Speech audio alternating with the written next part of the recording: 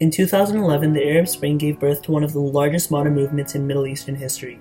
From Tunisia to Syria, people all across the Arab world demanded democratic elections from their totalitarian leaders. Once the spring came to Syria, things took a turn for the worst, where Bashar al-Assad, the president, denied his people that right, giving birth to rebels and ISIS, and causing what is now recognized as the largest human rights disaster on earth. To interview the Irani family?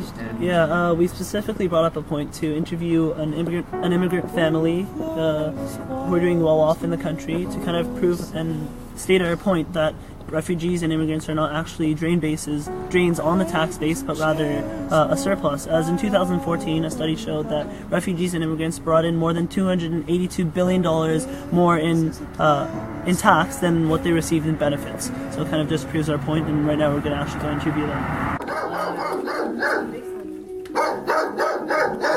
Right now we're actually inside the Irani family's household, and we're waiting to interview the mother of the household to see her point of view on the Syrian refugee crisis. And she, as we discussed, this is a well-settled immigrant family who originated from India, and they're now in Canada with Syrians. So we're just going to begin. So how's your experience been living in Canada as a well-settled immigrant? Well, it's been 11 long years since we've been here, and I would say as of now it's been a very good experience, but back then, 10 years ago, it was a very rough road. Yeah, definitely. Very rough. Always rough starting out in a new country, of yes, course. Yes. Yeah. But it's good. Right now, both my husband and I have stable jobs, our children are well settled, and it's good. That's Thank great. you. We like it here. Yeah, for sure.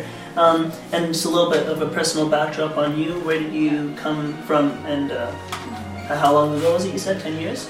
10 years ago. This is our 11th year right now. So we came from India. And I'm originally actually Iranian, but I've settled in India, and my children were born there. And we just took the decision to come to Canada for better opportunities. Yeah, definitely. Canada's the land of opportunities, as they say. As they say, yeah. Definitely. And do you actually see the difference between India and Canada? Oh yes, a lot of difference with respect to better facilities out here for sure, definitely. More cleanliness, there are more rules and regulations, less corruption to deal with. Definitely. For sure, no. And life is good here, yes. Yeah, it's great to hear, honestly. So I'm just going to delve into the final and biggest question we have here for you today. What is your viewpoint on the current Syrian refugee crisis, and do you believe that Canada should continue to allow refugees into our borders? Well, I think our Prime Minister is doing a good job in bringing in refugees. I don't see the reason why he shouldn't bring them in, because after all, they're in a war-torn country right now and they're seeking for help.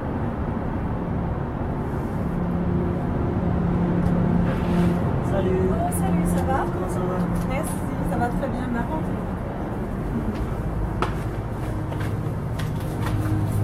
Alors on va juste aller là. Okay.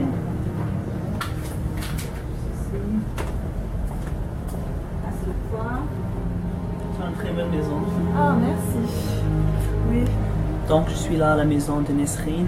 Elle est une Française qui a habité à Syrie déjà en 2010.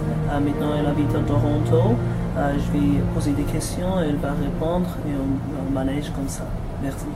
En France par exemple, la France a l'habitude, normalement est un pays, c'est une terre d'accueil et on aide en fait, on accepte les réfugiés, les immigrants qui normalement sont dans des pays en crise, en guerre, et ce sont des gens comme tout le monde, comme nous, qui ont besoin, en fin de compte, qui ont juste besoin d'espoir et d'une meilleure vie en fait. Mais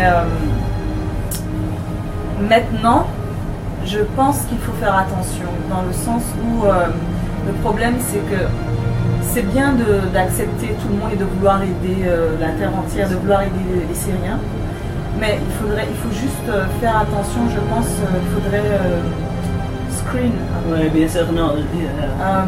Il faudrait que le gouvernement ait une politique, mais d'accueil, mais en même temps tout en faisant attention à qu'ils aient le background de chacun pour savoir à peu près qui vient ou pas dans le pays.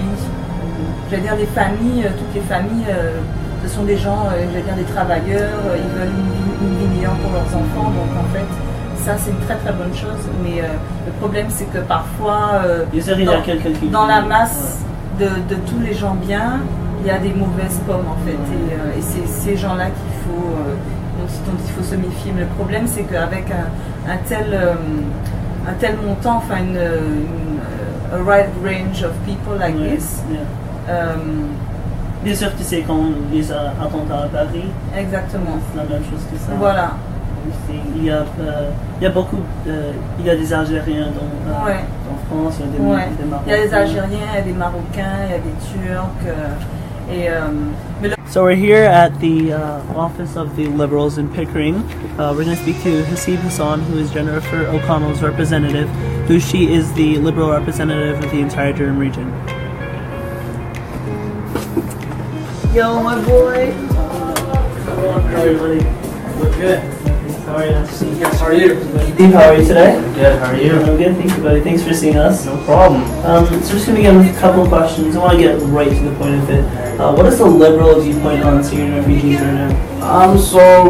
During our campaign, where we won last election, we promised around 25,000 Syrian refugees resettled by the end of the year. But that was an ambitious number, and we haven't actually hit it. But we have resettled 10,000 refugees currently, and we are looking to resettle the next 15,000 within the next year. Hopefully, we are hoping to raise that number from 25,000 to 50,000, double it, because the refugee crisis is getting worse day by day. It's a horrible crisis. And does it pose a national security threat to people? Some people will say yes. I don't think so. This is me talking, but the ruling party, we believe that this is a humanitarian issue. There are tons of people who are dying, who are in dire situations from ISIS and President Assad, and whatever Canada can do. Really tough team.